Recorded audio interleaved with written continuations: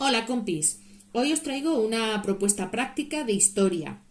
Para esta propuesta práctica se tendrían que tener conocimientos de los temas 46 y 47. Estos son, el 46 es los estados balcánicos en el siglo XX y el 47 la Primera Guerra Mundial y las relaciones internacionales en el periodo de entreguerras, ¿vale? ¿Por qué digo de estos temas? Pues porque al echarle un primer vistazo a los mapas, vemos que antes de la guerra existen los imperios, el alemán y austrohúngaro, por ejemplo, así a simple vista, y el después de la guerra vemos que ya estos imperios se han disgregado. Esto es un punto, como un chivatillo, ¿no? Es decir, que yo creo que estamos antes y después de la Primera Guerra Mundial, ¿vale? Entonces, una vez que ya nos hemos ubicado temporalmente para hacer el comentario de estos mapas históricos, pues ya podemos empezar a estructurar lo que es el comentario. Antes de ir al comentario propiamente, si me lo pedís, o si queréis, decídmelo en comentarios.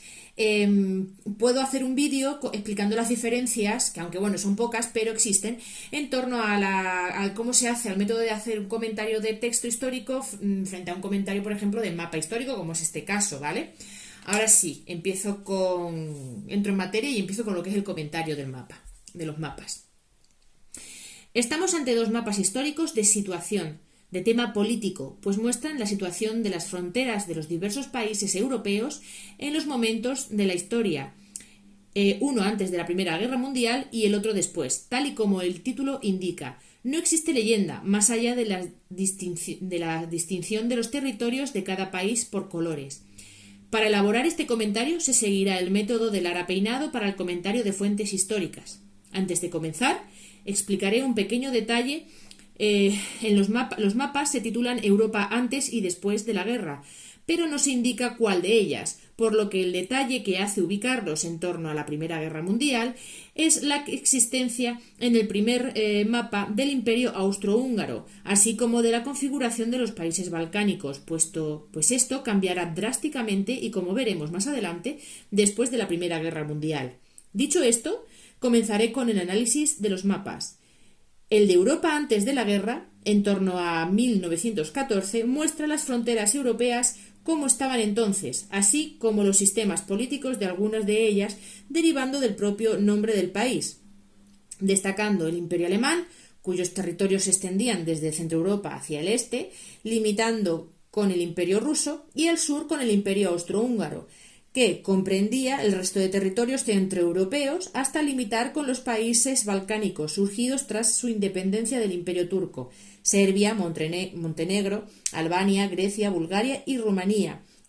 Aunque este último ya era independiente, pagaba impuestos a Turquía. Cabe mencionar que en este mapa ya figura la conexión de Bosnia a Austro-Hungría y las fronteras balcánicas tras la Segunda Guerra Balcánica.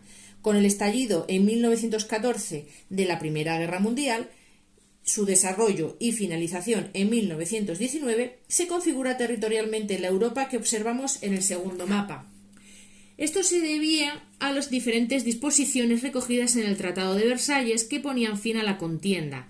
En este segundo mapa vemos los diferentes países con diferentes colores, que al compararlo con el mapa prebélico, se pueden observar la desmembración de los antiguos imperios ruso, austrohúngaro, turco y alemán, el surgimiento de nuevos estados y la devolución de territorios a sus anteriores propietarios.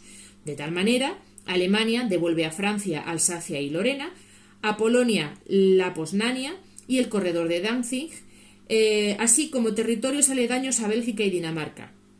El Imperio austrohúngaro desapareció, dando lugar a los estados independientes de Austria, Hungría, Yugoslavia y Checoslovaquia. Rusia, que abandonó la guerra en 1917 a raíz del estallido de su revolución bolchevique, fue considerado como perdedora, por lo que tuvo que reconocer la independencia de Polonia, Estonia, Letonia, Lituania y Finlandia con el Tratado de Brest-Litovsk.